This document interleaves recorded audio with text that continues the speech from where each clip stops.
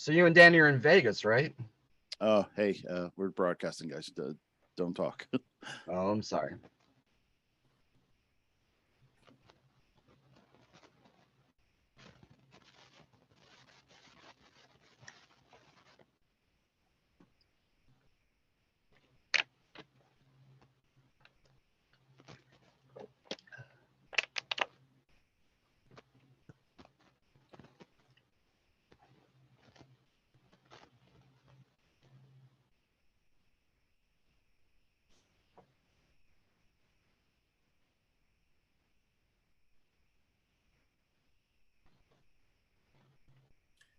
Good morning and welcome to the fifth quarter AZ.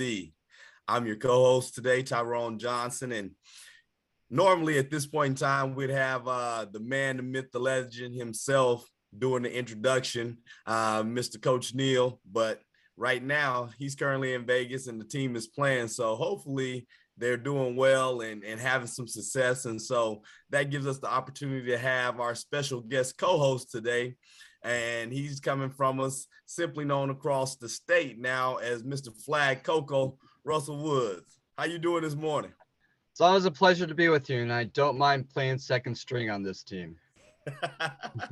It ain't no second string. We right there together. There's definitely no second string. So tell me, what have you been working on, especially with the upcoming fall sports season and of course football coming up? What things have you been working on? Well, I haven't done much this summer. Usually I break out to watch a few basketball tournaments, but didn't get to do that much this year. So right now I'm busting my butt to get my usual fall publications going. I'm hoping to have Coconino. It'll be the fourth edition of Coconino's Black Book, which is the history of the Coconino Panthers. Okay. Um, I'll have this third edition of Bob Overhart's Eagles on the Mountain. That'll be in digital form so everybody can read it. And then I'll do a football preview, which should come out the week football starts, which should be about September 1st. Okay. So yeah, you gearing up to really be busy and to do your coverage and keep everybody informed. Exactly. I like the idea of people being in the stands and the entire history of Flagstaff football, whether it's the Eagles, the Panthers, the Sonawa Mustangs. Uh, you can get it all on your laptop, all on your cell phone. Now, the thing that makes that you can you think of any place else in the state that has that type of coverage on the history of football and the rivalry that Flag Coco has? Um, I personally don't know anything that's covered the way you cover the Flag Coco rivalry. Is there anything else out there? Well, I do the rivalry because it's one of the few things that remains from when you and I were growing up.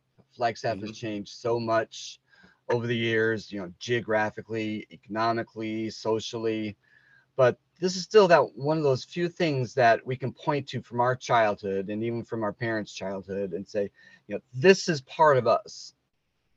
I know there's other really good rivalries around the state, but I don't think just the rivalry aspect of them is pushed as hard as Flight Coco is. I say it's the best high school rivalry in Arizona, and people will challenge me all the time, but I'll say, "Where's your website? Where's the guy that's taking all the pictures and taking all the notes and telling all the stories? Tell me where that guy is, and then we'll compare notes." Yeah, well, we're fortunate to have that guy and yourself and Mr. Flag Coco. And so just continue doing that great work and covering. So I think it's important just for not only us that's been through it, you know what I mean? Those that are coming up, they have resources they can point to and really take pride in whatever school that they're going to. And they can look at Hmm. kind of the history of those that came before them to set up that platform for them to be able to go out there and really compete and have pride in what they're doing. Exactly. I hope to eventually, now that football's pretty tamped down, uh, do the same kind of thing for basketball and softball. I've talked to you a little bit about it. I've talked to Coach Schrader over at Coconino and Coach Dennis for Coconino softball about doing these same kind of publications. And it may be only players and parents and coaches that are interested in it, but it's still part of who we are as a sports community. Yeah, These are no, stories that should be told, and even if nobody really cares, they should still be out there. well, I guarantee you, it's a lot of people that care, and it's a lot of people that appreciate the work that you do and the coverage, and how you highlight these young athletes and how you tell the story. So people definitely appreciate the work. I appreciate that. Thank you very Yes, much. yes, indeed. And so today is kind of special in terms that we're doing our first show that we're going to actually preview a sport. And we have with us today a special guest. I'm going to go ahead and let you introduce our guest, and then let's get into it. Let me introduce. I've known Coach Lapsley since he was the offensive coordinator when Mike Moran was coach for the 1 year, and completely turned around not just the win-loss fortunes for the Coconino Panthers, but the entire culture. This is a completely different team than what I saw 5 years ago when they were 2-8 and struggling at every aspect.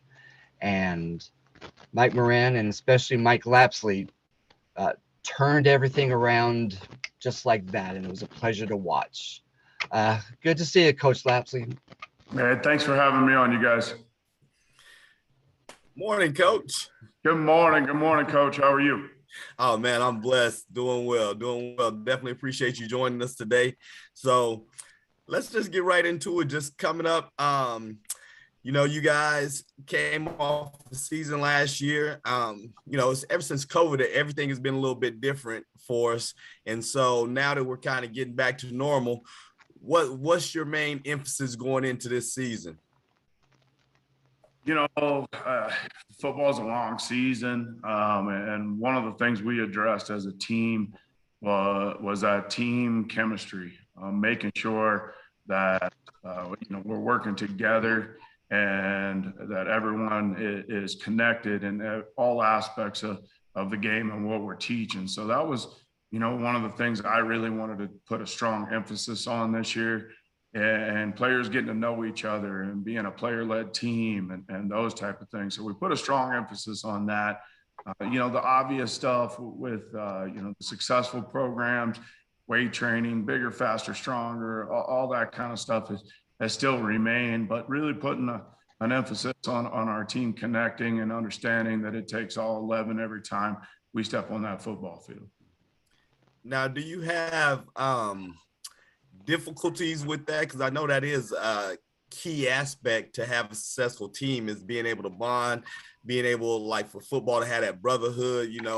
I'm all in for you, I'm all in for the coaches, so on and so forth. Or with the kids nowadays, are you finding it that everybody's more about, hey, I got to get my highlight and I'm not necessarily worried about everything else? I think it's natural, especially if you have talented athletes that are getting looks by colleges, those type of things, to get those guys thinking about those highlight reels. My emphasis to those type of players is, college coaches, those type of things, are actually looking at your success as a team. And that's at the forefront of the message we send, first and foremost. The second part of it too is, I think every year's a little different, Coach, with the personalities. That's one of the things, and you understand that too, is every year can be slightly different. You get different personalities, and trying to connect those personalities can be a challenge at times. But this year it's been really good, and that brotherhood is definitely starting to form.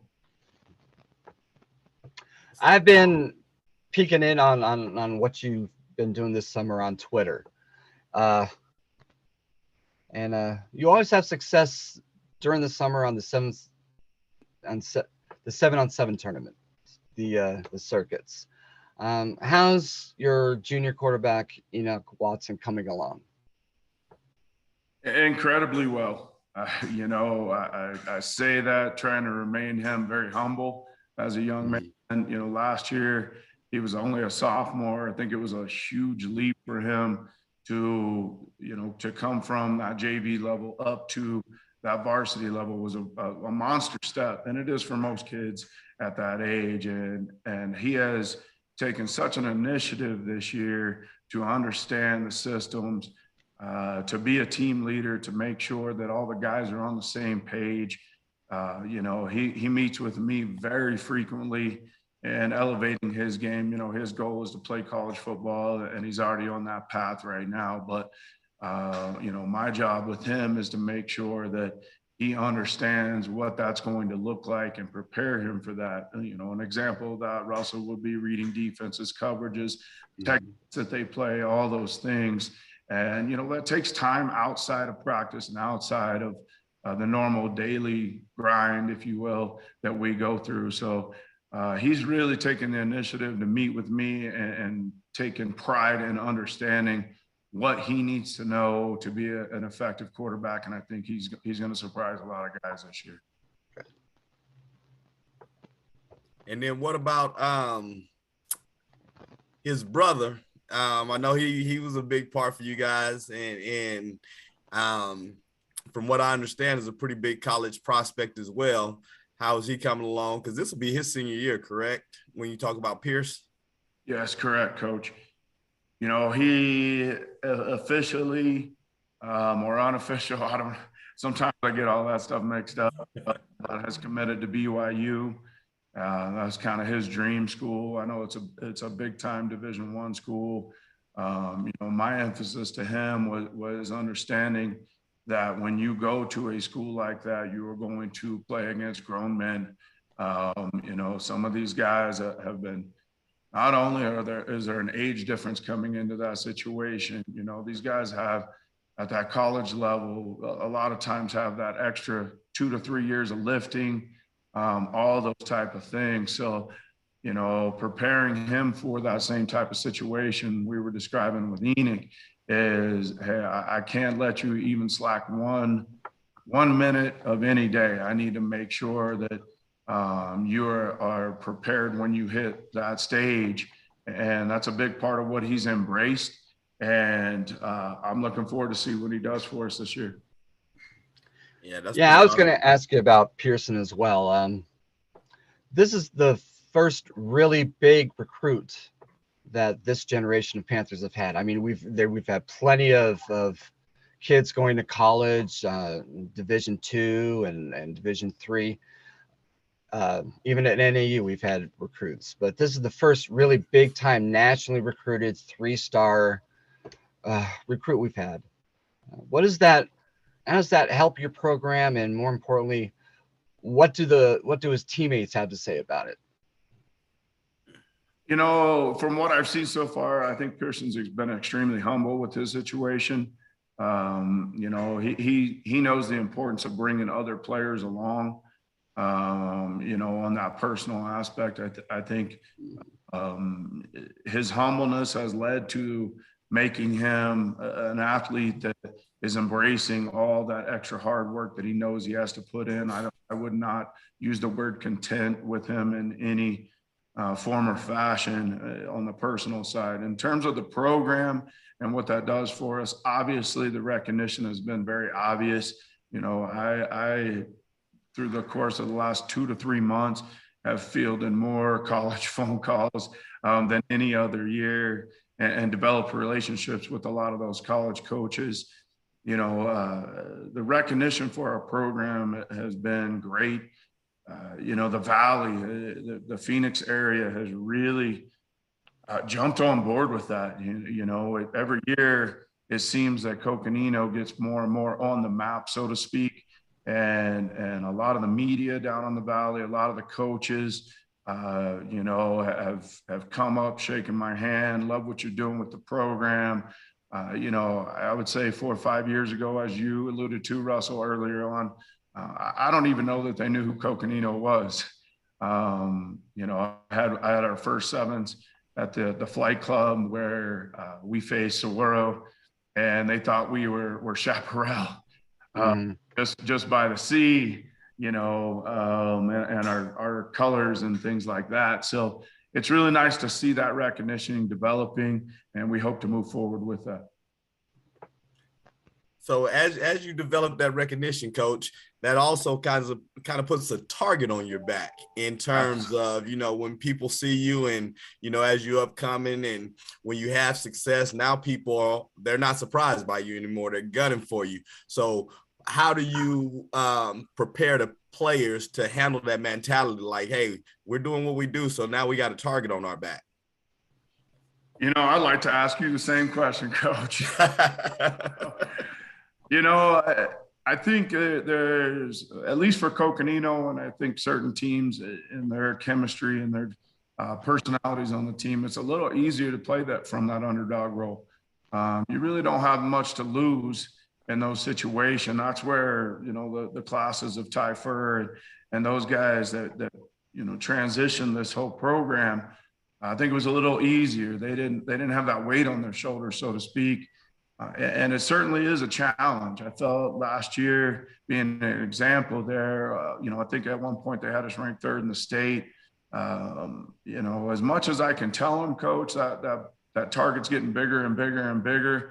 I think it comes more, and I'll take this one from Nick Saban a little bit, is making sure that you do everything the same way. You know, and I tell our players, I know they're not unintelligent. I understand they know who they're facing week to week. That's a reality with players. And as much as coaches, we like to say, you know, hey, it's championship week. They know in the back of their mind that's not a championship caliber team we may be facing. So, you know, I think it's a formula a little bit there, Coach, that says we have to treat everything consistent. We do everything the same way with the same intensity, and making sure that there is no, you know, flaws in our practice plan and flaws in, you know, whatever it is for the week there, that we as coaches are playing down our opponents, so to speak. I think it's one of those things you just have to be consistent with. And you think about those teams, you know, out there, Alabama being a good one. That's why, you know, I really value Saban's comment with this question, is every week somebody's gunning for them. And that's their championship week. You know, teams put them on the calendar, circle that game. And I think they're starting to do that with Coconino, especially in region. And now that we're getting that recognition in the Valley, I think they're starting to circle it there as well. So we just need to make sure that we're consistent in our message and our practice plan and the whole week of preparation. Absolutely. How about one thing? How do you attack it?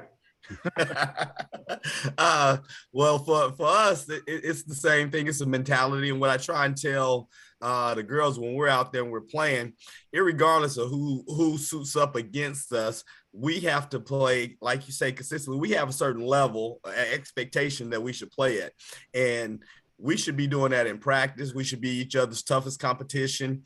And then when we play a game, if we're supposed to dominate somebody, we dominate somebody. We don't play down to the level of a team. We have to play to our level constantly, consistently, and every time we step on the court. So, you know, well, I call it when we step in between the lines, we have a certain expectation of play, of effort, of intensity. And so it's definitely along the same lines that you're talking about, is we ourselves, we have to provide our own energy. We have to compete at a certain level, and we have to hold each other accountable. If we're not competing at our level, then I need for the players to look at each other and hold each other accountable so that we can play at the level that we're supposed to play at, irregardless of who we're playing. I agree wholeheartedly. You know, we use the comment, be a better version of ourselves, you know, and that's kind of our approach with it. I like what you said there, Coach. Yeah, likewise. Well, one I was going to ask, I guess this applies to both Coach Jay and Coach Lapsley. It's about consistency. It's about identity. Laps, you've created a new running back tradition. We old timers always talk about Flag High's running back tradition with Stan Gill and David Winsley, but you've just started your own with Dawson Buckley and Zach Bennett and Ty Fausel and Cooper French. What does that mean to the team about having such a strong, straightforward identity? It's huge. It's absolutely huge. If you don't have an identity, there's not anything you can fall on. There's nothing you can really call your own, so to speak. And setting that identity of who we are is an embracing factor there that the players can buy into. And it's everyone in the state, Russell, knows who we are. If they're going to face us, they know exactly what we're trying to do. That has a lot of benefits for us, actually. One is the challenge of we know that they know, what we want to do. So again, like Coach said, we got to elevate our game in order to be able to execute against those certain types of defenses that know, hey, we're going to run the football, which is a challenge. And again, our players embrace that challenge. The other element that does is allows us to be a little more diverse in our playbook, using the play action game, using some things there to keep defenses honest. So having that identity is extremely important. And, I've seen coaches and I've been around coaches that, for me, I'm a consistency guy. I'm more of a fundamental guy. I want to make sure that we're executing fundamentally with the right mindset there. And, some coaches, they take a different approach. They're a week-to-week team, they change their identity week to week. And that's good for certain teams and good for certain coaches. But, for what we've created, it's, hey, we're going to be consistent. We're going to rep the exact same stuff over and over and over until we're as close to perfect as possible. And so that works for us. It isn't everybody's mindset, and it's not for everybody, but for what we have talent wise, it's definitely a path we like to continue to be consistent with. Yeah, like Coach Jay was talking about dominating the teams that you're supposed to dominate. It's about instilling your will. Football is as much instilling your will upon the other team. Vince Lombardi used to run that Packer suite 15 times every single game. You knew it was coming, and your entire goal, if you're a defense, is stop that one play. And more times than not, you couldn't stop it. Is that kind of how Dave Zorn calls it, your Coco bunch? Your base running offense? Is it more of imposing your will and just daring the defense to come up with something? And if they do come up with something, tweak a little here and run the other side? Absolutely. I think that you've got a couple of options there that you can go with. One is the mentality of, okay, hey, this didn't work, so we're going away from it.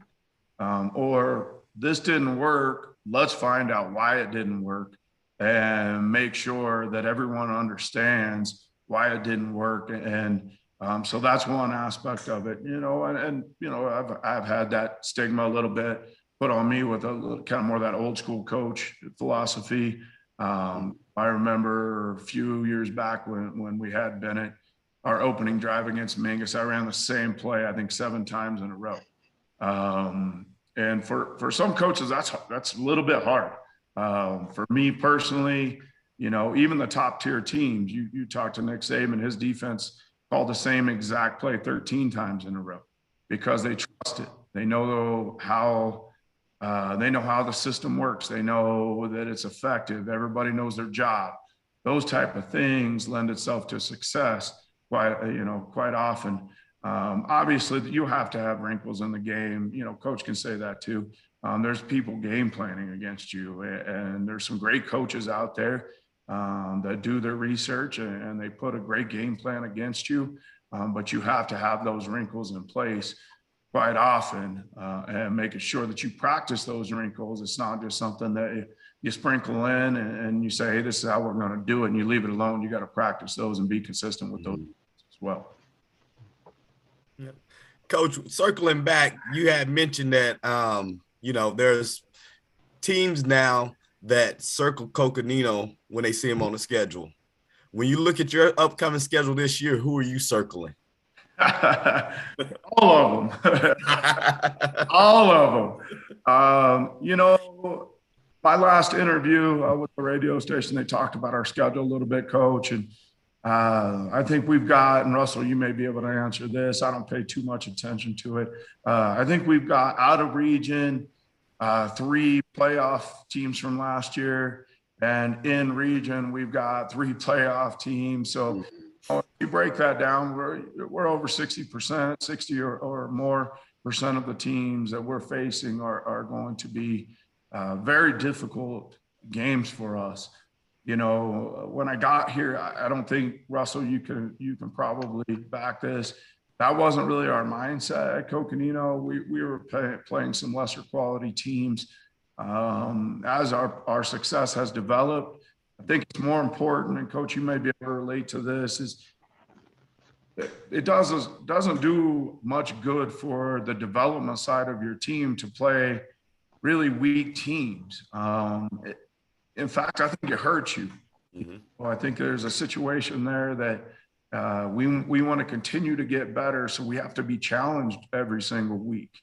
And, you know, our goal is to, you know, win region, make the playoffs. Well, that has to be a formula built into your schedule as much as possible.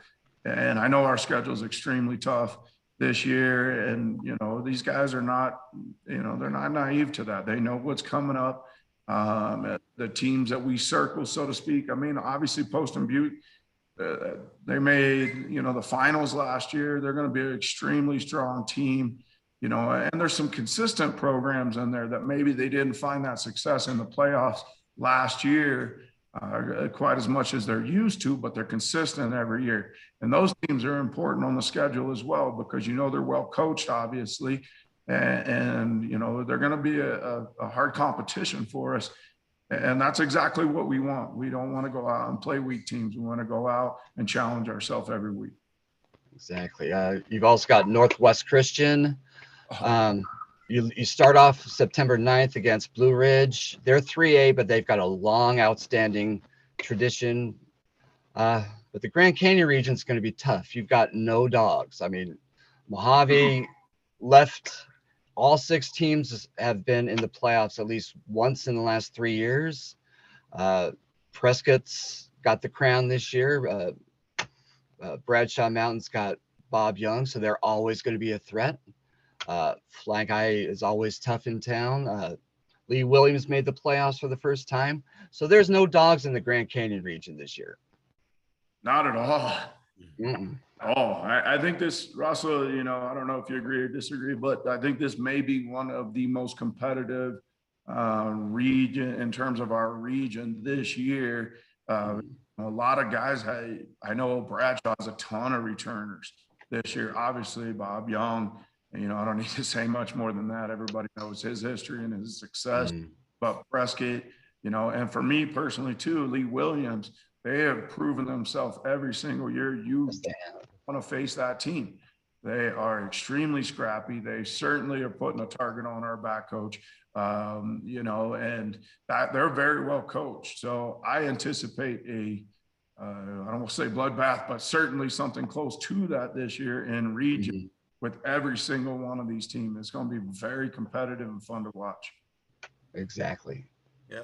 Well, Coach, we're at that point. We're running out of time, but before we let you go, we always ask for that golden nugget as kids come in to prepare to make a team for tryouts, and then to be a part of something that's, you know, historically successful. What is your recommendation to these athletes looking at Coconino High School as a place where they want to come and they want to be able to join the tradition of success under your tutelage?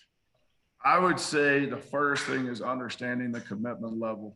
That's really, you know, foreign for some kids that are coming in. If we're talking about incoming freshmen, you know, it's a different beast at the high school level. I coach youth football. I know what that looks like. But coming into it, that success it's not falling from the sky. You know, it's not dropping in anybody's lap. That thing takes hard work every single day, whether it's weight room accompanied with field time, team bonding, all that stuff. There's an extreme commitment level in any successful sport. So that would be the first thing. The second thing is understanding football. And Russell, maybe you could say, hey, when the rules changed about these sports going year round or able to go year round, in order to compete with those Poston Buttes, the Cactuses, all those top teams, that's something that has to happen if you're going to create success in your program. So first thing is commitment. Then you got to understand the hard work aspect. You've got to come here ready to work every single day. And sometimes, you fake it till you make it if you're having a bad day. Same time, you have to understand those two go hand in hand: commitment, hard work, and really, the consistent attendance, those type of things, being here, so you're not missing your opportunities. And so I think if and speaking for Coconino personally, we started our weight room in February, and so that's a reality for these guys coming in, is realizing, hey, yeah, if I want to be a part of this, I'm going to have to do all the right things at a very high level, as you said, Coach, and so come in with that mindset, and you'll be a part of this thing, and you'll have your own success, and obviously the program success as well. And that's awesome, Coach. Man, we definitely thank you for your time this morning. We wish you the best of luck this year. Looking forward to see what you put out there on the field and just to following your success. And hopefully we can have a follow-up sometime during the season and just do a check-in on you. Yeah, absolutely. Hey, good luck to you. I know you got a few more months, Coach, but I know you're going to do your thing. And Russell, once again, appreciate all the efforts that you put into this thing. Those kids look for that stuff, and I know you know that, but just to hear it from a coach's perspective, I know they're looking forward to the Black Book coming out and having some goals, individual goals, obviously not taken away from team, but we appreciate what you do too, Russell. Well, that's why I do it. So not only can you and the players and everyone around town learn a little bit about Coconino's football legacy, but so those players have a standard. Before I started doing it, the old stat books were sort of scattered all over the school, and between Freeze and Jeremiah Smith, they got it all together for me, and I put this together. And about the time your program started to take off is when I started putting this online. And I'm not going to take any credit for your success, but I think it helps with the awareness. It helps with what we were talking about, identity. Everybody knows who Willard Reeves is. He's not some mythical person from 50 years ago. Everyone knows who Ray Smith is. Everyone sees the trophies in the trophy case, and they're part of that. The kids right now walk through the same halls that Ray Smith and Willard Reeves and Audie McKee and all these greats that are in the yearbook. They're part of this, and I think over the last 4 years, they've realized that they're part of the legacy. I mean, I tried to make a really big deal when Zach Bennett became the leading rusher in school history. That's a big thing. That's about identity. I mean, every one of those linemen that you've had over the last 4 years contributed to Zach Bennett. That's something that I was telling Xavier Nakai. You had a 1,000-yard rusher every time you put on the uniform. That says something about the lineman that you're putting together. Absolutely. They deserve a lot of credit. Yeah. Well, guys, I am in Vegas right now doing some basketball, and so we got a game here coming up at 9. Typically, we close it out. You know what I mean? I don't know what everybody else got to do today, but Russell, we gonna see if you can. We can see if you can get this now. Y'all ain't got to go home, but you can't stay here. See you guys.